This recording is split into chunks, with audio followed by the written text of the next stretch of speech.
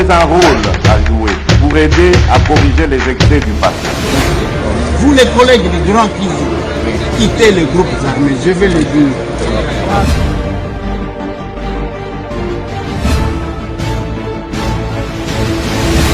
Allez, pendant 2 jours, Bomona Kibisote, Mbotelabino Bisika Bozwami, Bapel les pailles, qu'est-ce qui se passe? On ne te voit pas. Tête aux Akina Bamagambwe belé à politique.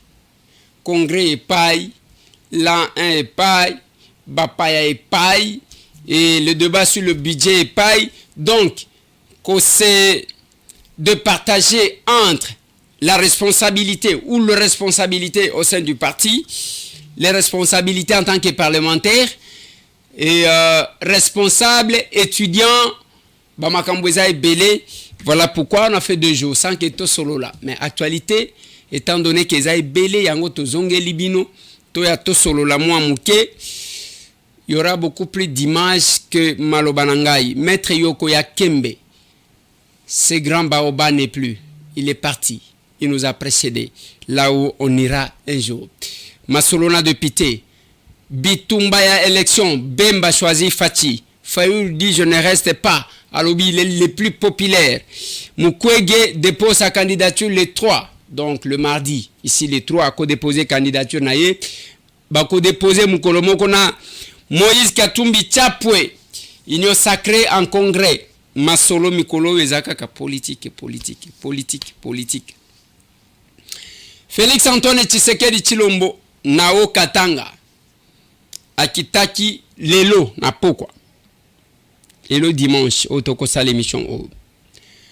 Pendant ce temps, polémique en assemblée provinciale de Kinshasa. Oyo alobi a falsifié, te, Godempo ya koshi, balobi bangonde ba miibi. Polémique kuna moyenté. C'est un diplomate qui se plaint. Il s'est dit être abandonné par l'État congolais. Avant Nandengoana, il est à côté TikTok. Masolona député. Masolona député, Bajan ya Onatra, sous menace et à déguerpissement. Bako Kende Wapi, Bavandaka Wapi, dans ces numéros de l'émission. Masolo na député. Masolona député, c'est le débat sur le budget. Il y a exercice 2024. Nous étions là. Toi, maître Bavina Bisso, Ndenge Kaka Ndenge Tosalaka. Masolo, c'était une semaine pleine pour Nabiso, une action commune pour la République et beaucoup landa ba vidéo ya Libanda. Lobby ezalaki l'an 1 commémoration. Biso to commémorer awa fête na Kinshasa. Bao bazana UK fête ezalaki kuna. Bao bazalaki na Kananga fête ezalaki kuna. Bao bazalaki batikalaki na ba province mususu ba fête ezosalema partout. Bokolanda bandeko na Luvungi. Bokolanda bandeko na Kasongolunda. Bokolanda bandeko esika bipai na bipai. Bokolanda bandeko na Kabalo. Bokolanda bandeko awa. Oril Maboso ake na Mbanzalemba. Donc tokomeka kozwa mwa temps. Bokolanda bandeko ezala ya États-Unis, ezala bandeko na Kinshasa, ezala na Likasi. Bokolanda bandeko tuana Nassima. Mais toi aborder nous les questions d'actualité. Je venais de vous l'annoncer, il nous a quittés. Ce grand baoba, Maître Yoko Yakembe. Moutoua Liboso, avocat Liboso, azalaki na cabinet ya munene ya makasi koleka ba cabinet nyonso ya mboka. Na ba avocat ebele baleka kuna.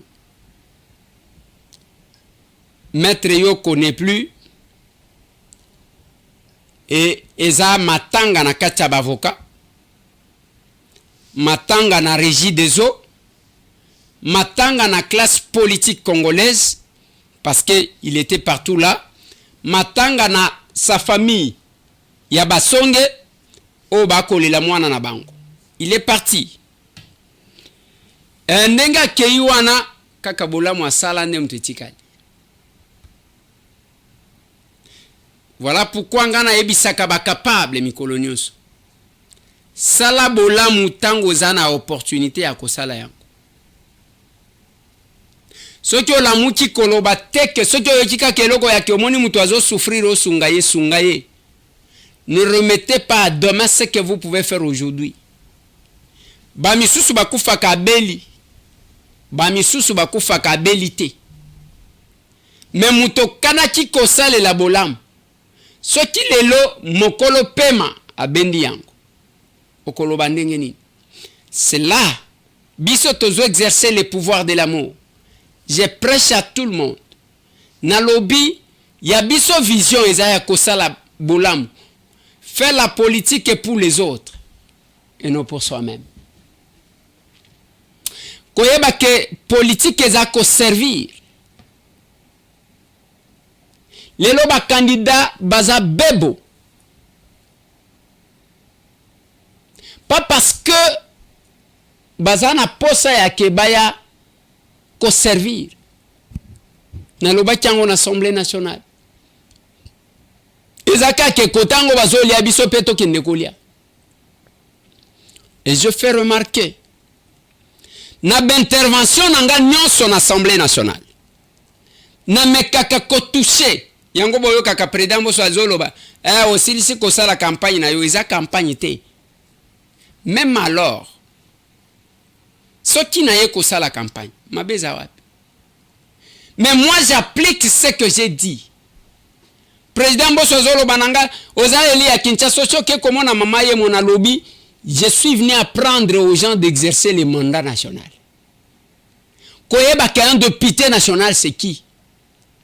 Parce que Nambo Kanabiso, Batu Bazalaka, Azomi Benga député national, nous avons c'est soit un député du quartier, quoi mon kakane baïbakaye, de Kota Lobelaka, soit il y a place moko. Biso na ya biso politique. Voilà pourquoi je ne cesserai à kosenga na peuple congolais. Le moment venu, na kosenga bino bo voter ba candidat ya ASER. Pourquoi? Parce que j'estime qu'avec eux, nous pouvons bien vous servir. Oui, c'est vrai. Oui. Na bango, tokoti ko servir bin. Okolobananga ke batu musu tozomona oui. Ata Christ na bomo inaye. Judas Iscariot ayakaka pona kozambongo. Ata soki azalaki na kesi bomba kasimbongo wangu. Amona kaka ekokate ake koluka jenda commission. Bopesa ngambongo ngana kola kisabino ye. Yango na te yakaba capable. Il faut faire attention. Na quelqu'un qui paie tout pour na kozwa mbongo bien kozwa pouvoir. Au côté la façon d'être naïe. Et à la serre j'apprends aux gens qu'il faut tous à la modèle. Lobi ezala ki la 1 bakotie la bino image par la suite wana bozomo nezaka moi illustration ya ndenge tozalaki. Je dois encore dire merci na ba onyo so bayaki. Un merci particulier na couple leur mbongo. Papa Christian et maman Laure. Ils ne cessent de nous honorer. Et chaque fois que tu as posé na bango baya kaka. Merci à tous les hommes de Dieu qui nous ont soutenus. Yango bomoni après wana lelo tokenda yuko tambola lobi nde tokotiela bino ba image mais moi illustration. Tolobaki toke kozwa mupepe moi muke na bapaya na biso bayaki. Toke moi pembeni ya mai bakende komona ntele. Biloko wana bokomona lobi tokotiela bino. C'est dans votre pays. Voilà pourquoi na lobaka na bato à un certain âge. Poto ezaka na tina te. Poto ezaka na tina. Ata soki olobi mais écoutez monsieur moi je ne suis pas habitué. Oui, aux habitués te. Mais pour son arezo funda yo. La nationalité ya papier. Ezaka ya papier à tout moment ba kuji kozwango et pas bakolo nango. Parallélisme des formes et des compétences. Oh mutu apesa yo akoti kozwa yango.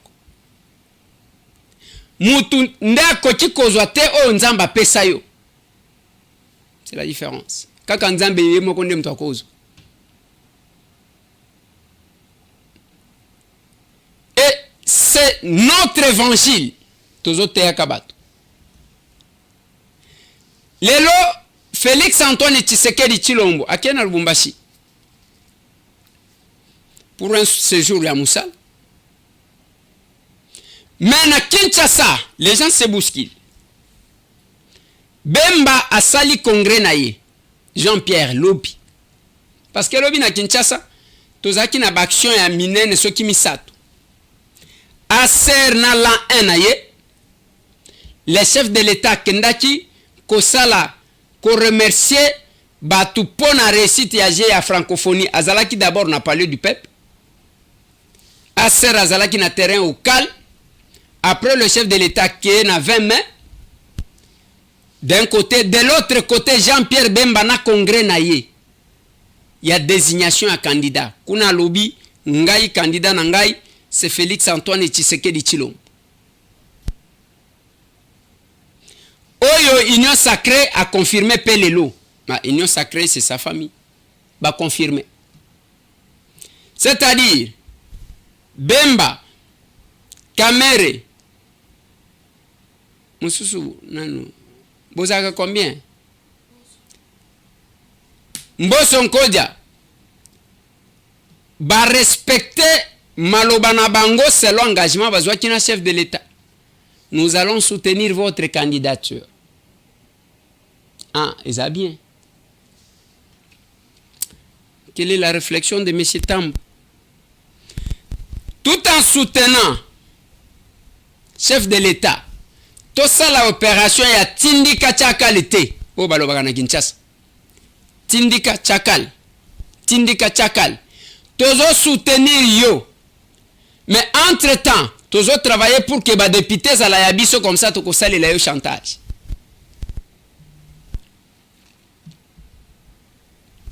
Mais c'est un bon n'a rien dit. Mais il pousse seulement aux gens à réfléchir.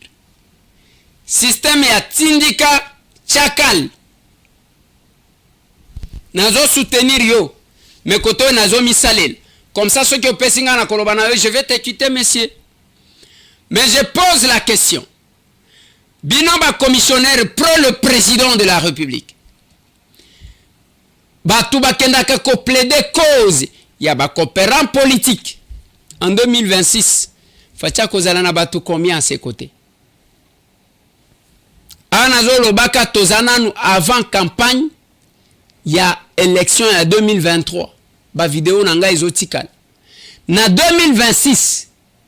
Banani ba kozala encore na chef de l'État. Place babambaka yango. Bakokwe isa ya fachi. Mais c'est un mwa dit. Tala comportement ya ba oba utikoya. Ba komisambo album. Même si quelqu'un ne maîtrise pas la vision du chef de l'État, kamati photo na ya tchekou. Système bayebi bato ko récupérer la situation. Ce sont les professionnels. Bazaba professionnel. Et M. Tambwe, azaloko la Jean-Baptiste, azo crié dans le désert. Mamsou ba fingaye, mamsou ba salabo. Je lui ai partagé une vidéo. Bato ebele ba partager nga. Natuni ba pourquoi vous me partagez ba vidéo ya bato amabom? Olobini ni Eliezer, na lobi pona nini bozo tindikela kanga tele ba vidéo ya bato amaboma. Mutu aliboma soki afingi moninga. Ko sepela te parce que lobi akofinga yo. Éducation na yeza ya kopola. Et on ne doit pas encourager les fous parce qu'il s'est attaqué à telle ou telle autre personne parce que demain ça sera ton tour. Nous rêvons un pays de valeurs. Pays où il y a contradiction na respect. Moutou et sala. Et non, un pays à barbare. Biso Aser, nous prenons les valeurs. Et nous pressions par l'exemple. Nalobaka na batu botala ka mutu nyonso avant obetela mutu maboko tala parcours na ye. Ti lelo nazo tuna ka batu. Je suis parlementaire. Ngai na kozela. Campagne ya toka discours ya ba candidat. Si tous les candidats lukunga. Si tous les candidats bazaji ko finga batu na ba télévision. Ngana zozela na yoka. critiquer biso proposer na peuple nino kosala eloko ko proposer o monsieur Tambwa salate ezayake na kokende ko ibela bino wana ndinga na ebite to uti ko sala débat sur le budget. Je ne sais pas ce qui la régie peut nous mettre ça. Honorable Président, nous avons remercié d'abord le gouvernement Sam pour la ponctualité. Baye la kabiso budget à temps. Wana na liwaka. Yami balé ezaya kotali sa quand même que biso moko pe to koti ko pesa mbongo oli a poser la kaya ko Taliban. Wana na zo kumisa ba. Mais na ligne na tali sa quelque chose, honorable Président. Retour ya mbongo to sangisaka ezongelaka peuple na ndenge nini na ndenge ya lifuti pona ba oyo ba kosala musala place na bandi wana na du message ya inspecteur na ba correcteur ya be preuve d'état bafuta makate depuis soki 2021 bafuta makate honorable président soki otali na mboka na biso tout ba hôpitaux nyonso na maboko ya bapai mbongo nyonso na maboko ya bapai. L'économie entre les mains des étrangers, les soins médicaux entre les mains des étrangers. Hôpital à Mounene ya Malonga, même dengue to vende à ceux qui mutwabeli, mutwabokende na hôpital ya Congolais azate. Alors que, honorable président, chef de l'État loba que à Kosala ba Congolais ba comme ba millionnaire. Ba kokoma comme colonie, s'il n'y a pas une bonne politique, ba Congolais ba commander ba commissionnaire ya ba paye, alors que ba kolomongo ba ngomo. Et comme il y a un peu de Lubumbashi, il faut avoir Éthiopian, Agitia Addis Abeba Luti, Éthiopian les autres de Lubumbashi. Pour na bao basana mbungu. Mutualinga kende goma honorable président, à cause de Éthiopian, Agitia Addis Abeba, kamata avion, à Kegoma. Ils ont sonné pour na mboka munene le kola ya biso. On s'est touché, ce que nous disons ici à la télé. Yango tolobaka na assemblée.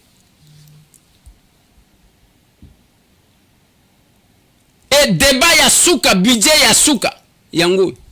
Réduction des comptes, tokoti tu intervenir. C'est un parlementaire. Voilà pourquoi, pona batumitu et ça la kabiente, Christian Lusakweno vous a rappelé la mission d'un parlementaire. Est-ce qu'on peut me mettre cet extrait? On n'a pas dit campagne, mais Eliezer n'était pas obligé d'intervenir autant qu'il est intervenu. Il a été présent. Ça veut dire qu'il a été présent. Il a montré que Moussa Naezali parlait. Parce que c'est un parlementaire, c'est d'abord parler, contrôler le gouvernement, légiférer, mais c'est aussi défendre les intérêts des populations. Par exemple, il y a Eliezer Tambwe.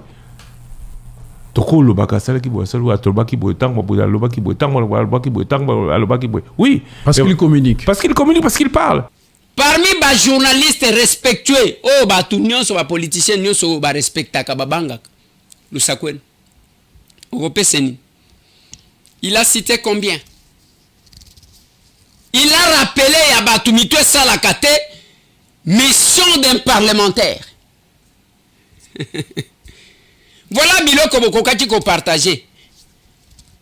Un nom kotine de la batu biloko ya batu amaboma, ngai biloko ya batu bazo finga batu. Te, ngai nazaka na adversaire politique.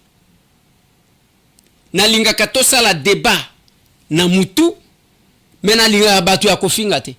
Je suis villageois. L'unique villageois na Kinshasa ezala kanga. Nde natanga makambo wana te. Masolo ezalaka un d'hôpital ko sala beauté. Namoni diplomate à côté TikTok. Diplomate. Papa tselanga vidéo ya diplomate.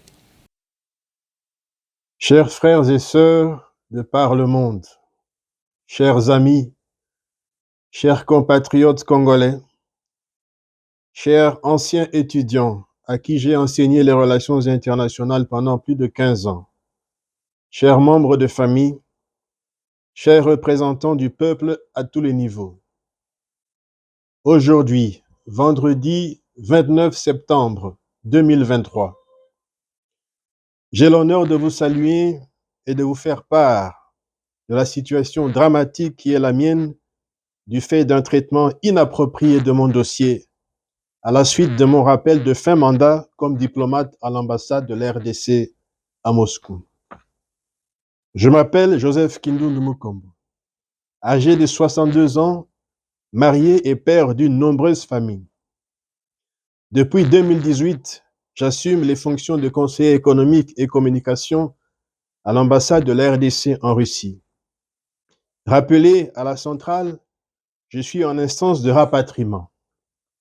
Face à cela, l'ambassade me laisse actuellement sur le territoire russe sans passeport diplomatique, sans visa russe, sans paiement salarial depuis avril 2023 et bien évidemment sans mes frais de rapatriement. La situation est d'autant plus dangereuse que sans mon passeport et sans mon visa russe, je n'ai pas accès ici aux soins médicaux, que ce soit les soins prophylactiques ou d'urgence. Je tiens à souligner que je suis devenu diplomate non parce que je suis le frère d'eux ou de la tribu d'eux. J'ai été appelé pour épauler l'ancien ambassadeur alors en poste qui avait besoin de mon expertise. Et nous avons fait du bon travail ensemble. Cependant, depuis l'arrivée du nouvel ambassadeur, ce dernier déploie toute son énergie, utilise toutes ses relations au sein et en dehors du ministère des Affaires étrangères, utilise toutes sortes de mensonges et de subterfuges pour empêcher à l'État de me payer mon salaire, qu'il laisse, imaginez-vous à Kinshasa, entre les mains de tierces personnes, de me payer mes frais de rapatriement et même de me remettre mon propre passeport. Aujourd'hui, c'est M. Kindundu. Demain, ce sera un autre, parce que je ne suis pas de loin un cas isolé à travers le monde. Chers amis, si les institutions congolaises restent impassibles face au désespoir des fonctionnaires de la RDC, au moins nous, le peuple de la RDC, nous avons le devoir moral de protéger le reste de dignité de notre pays et de ses diplomates pour qu'ils ne deviennent pas l'objet de moqueries à travers le monde. Ne laissons pas nos diplomates rester non seulement sans leur argent gagné à la sueur de leur fonds, mais même sans visa dans les pays d'accueil. Je vous prie de partager au maximum cette vidéo. Ensemble, faisons en sorte que cette affaire éclate au grand jour pour que mes droits soient respectés, pour que justice soit faite et surtout pour dénoncer le mal de la corruption au sein de notre diplomatie et pour créer un précédent positif pour beaucoup d'autres diplomates de la RDC en détresse. Le monde entier nous regarde. Je vous remercie. Voilà. C'est un diplomate, il se plaint. Les jours où il y a reddition des comptes, Nathalie Sibango lobby, dépassement du ministère des Affaires étrangères, il y a plus de 400%. Quand je parle en termes de dépassement, ce n'est pas le montant que j'ai eu à comparer à la présidence. Dans le lobby dépassement. Mais tant que tu présentais, les gens n'ont pas compris. Le ministre, il y a finance à lobby que Mbongo Ebele, c'est parce que to bongisaki na tunaki na lobby, nous connaissons la situation de diplomate dans l'hémicycle. Si la régie est prête, elle peut me remettre ça. J'ai parlé de ça. Mon intervention. Et les gens n'ont pas compris. Toyeba situation, voilà pourquoi nous sommes parmi les personnes les mieux informées. Est-ce que boyebi ke bato onatra balingi babengana bango bao bakenda kotonga compte tenu du fait que y a que bazo futa bangote bakenda kotonga tumwa bikoke na concession ya onatra côté ya ndolo ya prison ndolo netzo ke bon marché balingi bakende ko déguerpir bango. J'apprends là que balingi babenga soki ba indien bakende kotonga bozala kana mawa. Et ces gens-là, vous les avez payés? Bokotia bangona balabala na ngonga oyo. Bolukeli bangwe sikate bobo ka bango nengwana. Bande konanga soki boyebite. On vient vous déguerpir. On vient vous déguerpir. Et moi je défendrai toujours. Nako banda ko défendre les valeurs. Les Congolais. Nako défendre bango. Polémique ngana okota te tala makamutozo vivre right assemblée provinciale de Kinshasa Godem po ya lobby junior nembalemba lobby oh ya lobby mais finalement est-ce que tozana posa nango en ce moment nous avons besoin de ce qui touche na quotidien ya peuple Voilà ce que nous avons besoin. Nga biloko wana ngobila godempo junior nembali nga naza kuna te. Naza kuna te.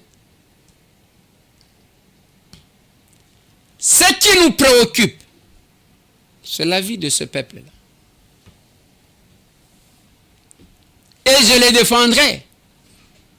Nga na lingaka to ça la concurrence na biloko ndengwa. Tout ça la concurrence. Depuis la candidature, moi je salue Batounos, ceux qui ont tali tous les candidats, tous les prétendus candidats présidents de la République, bangono sont déposés. Batou ba déposé te zaka batou FCC parce que bazana candidaté. Et penser que le miracle devrait s'opérer et Kabila Zong. Batou mobi mana ebité. Mutu azaka na ambition côté wana zalakate. Kaka rêve na bangoka. Voilà pourquoi ba journaliste nyo soit kingakati ba koma agité. Olobinini na lobi ba journaliste nyo soit kingakati ba koma agité ozotale longia mutu ozomona ke oyo akomi libom. Kofinga ipai. Donc on doit sentir qu'il n'y a pas de cohérence dans ce qu'il dit. Mais comme on mutu zolo bazolo. Et l'autre est si batu qui paie les caisses. Les gens pensaient que le processus électoral batu ba quoi dérété. Te failli la ko déposer. Alors bien ko déposer. Mais tout ce que mon vieux Martin parmi biloko alobi, il y a l'équipe à candidat nyonso. Si vous êtes journaliste, tana batono so batandi wana. Les loyo na popularité a wana mboka oyo. Non na lekingai.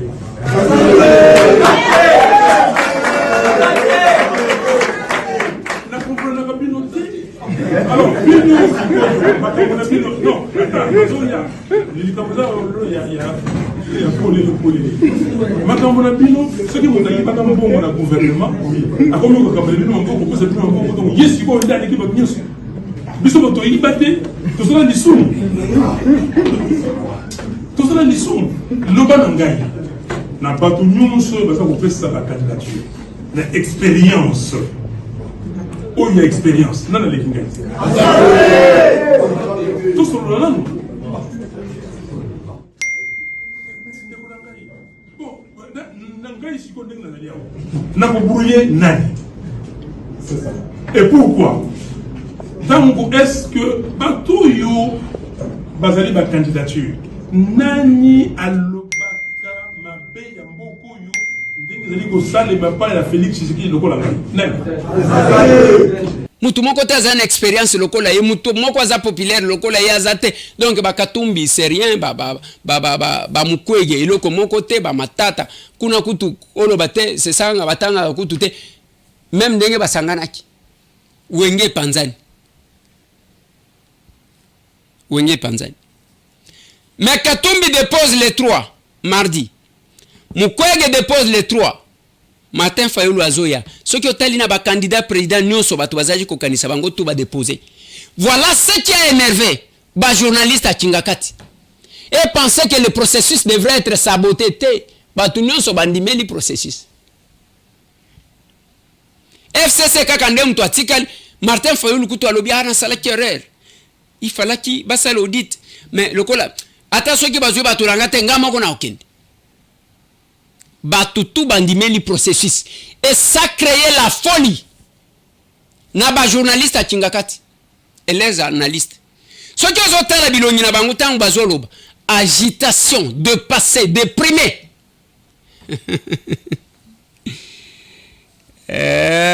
Chingakati viva bagamboyo c'est compliqué. Boya to beta discours to beta to kan awangana lobaki au lieu de rester en train d'insulter les gens à la télé boya to beta nzoto mabende basaye 40 oyo mafuta ngo ezalaka soki ezate na monteur otambola te c'est la difficulté.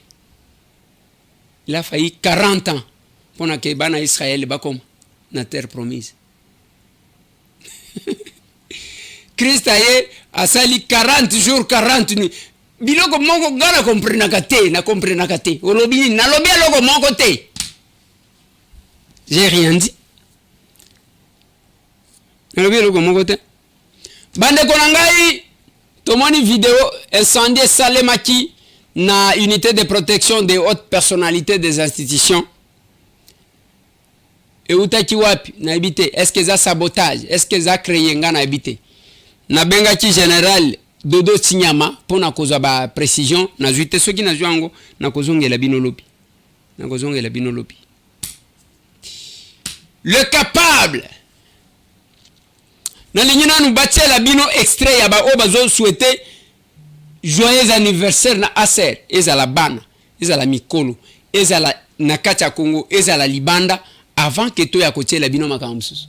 Aser show Aser libanga balobi mwana soki akokisi inane ba parents ou bien famille basepelaka yango na eko souhaiter joyeux anniversaire na Aser mwana oya botami na misu na biso tozomona boye ndenge bébé Aser azoya. Joyeux anniversaire à toi Aser, zala toujours au top. Zala mokili mobimba kola yaka munene parce que za mokili mobimba il faut vimba oya munene Aser. On a souhaité un joyeux anniversaire. Kende liboso. Ya on a benga bandeko ba capable nyonso boya ebele lobby le 30 to célébrer ensemble na président Abisso honorable Ntambo Eliezer Mpoché mwana kolo pangu Sae 40 l'espoir de Lukunga boya ebele boto célébrer ensemble yo siko ngo zape ko zapete ko kimapete zalawana po etumbana Sae 40 Pika pende. Allez, boya ebele lobby to célébrer ensemble na bandi hein, na bandi et joyeux anniversaire Aser. On est ensemble les capables. Happy birthday to you Aser. Bon anniversaire. C'est moi maman Céleste, la grande sœur de Gisèle Ngenda. Aser show. Aser mokili mobimba. Oh yeah. Bana Dallas bazo soutenir Aser. Biso bana Dallas bazo soutenir Aser na 100%. Mwana mboka, kolomboka. Mwana kolo lopango. Yes, mwana kolo lopango akutela kate. Hi, my name is Bezalel Genda. I am from United States of America. I say show. Happy birthday to you. Happy birthday to you. Happy birthday to you. I say happy birthday to you. I say show. I say mokili mobiba. Et lobby ezalaki au pesi mwa boy. Les gens ont travaillé contre cette manifestation. Les gens ont travaillé. Ngana robakala ba ngaina welela kama kama full te. Même Bible ya momoko lobby 2 ou 3 à mon nom je suis au milieu d'eux. Biso magamuto salaka yango. Na salaka polémique concurrence ta mutu na salaka te. Na salaka na ngate. Mais tozalaki wana parti batu basekaka kaka batu bayoka kaka bien mandataire tozana ete membre à gouvernement azate kuna balanda kalarte même mukolo anniversaire batie mabonza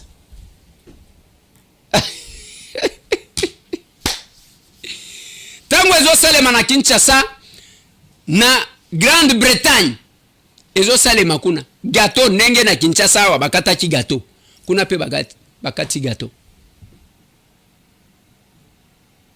et salemi na ba province be tango ezo salema wana na likase ezo salema tango ezo salema wana na Kasongolunda ezo salema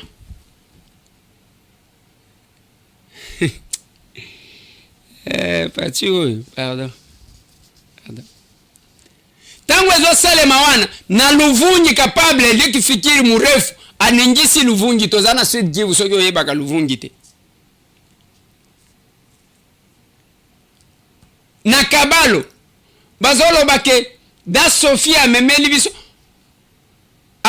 biso parti politique moko boye.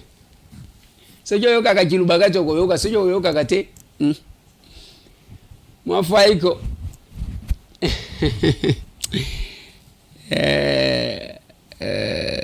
Parti oyo ekosalisa bato AVC. Pardon. Parti oyo ekosalisa. Donc batia mutambo autosote. Batia parti combien de partis politiques? L'an 1 ba délégation ndengwa. Benelux plus de 10 personnes ba futi ba biye na bango. Ba ye aw na séjour. France plus de 10 personnes ba ye aw. La Grande-Bretagne, le Canada, baye awa. Bao ba uchi Lualaba, bao ba uchi Okatanga, bao ba uchi Kasai Central, Kwango. Batu bako yoka zuwa tepo nani. Moussala sur terrain, combien de partis bazo sala, à part ba photo batu bazo tia. Capable oril maboso lelo azalaki na Mbanzalemba ake kozwa Lupemba oyo eza parti te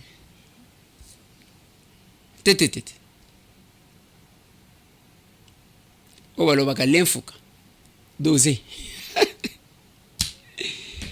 nalobaka na batu bakoleka biso na mbongo me pona bolingo ya Congo habité. C'est pourquoi vous voyez, ba journaliste à Tingakati boko konda boko sala AVC, je crains. Ceux qui sont en pona lelo. Bienvenue à ba capable nyoso tout.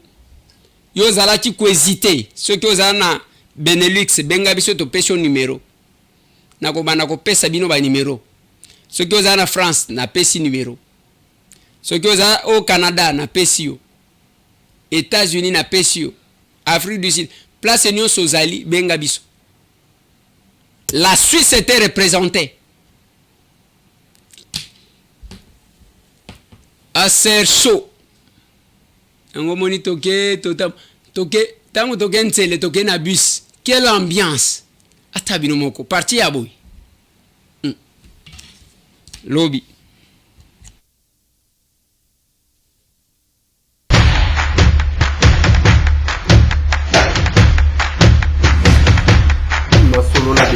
Honorables députés et sénateurs, vous avez un rôle à jouer pour aider à corriger les excès du passé. Vous les collègues du Grand Kivu, quittez les groupes armés, je vais le dire.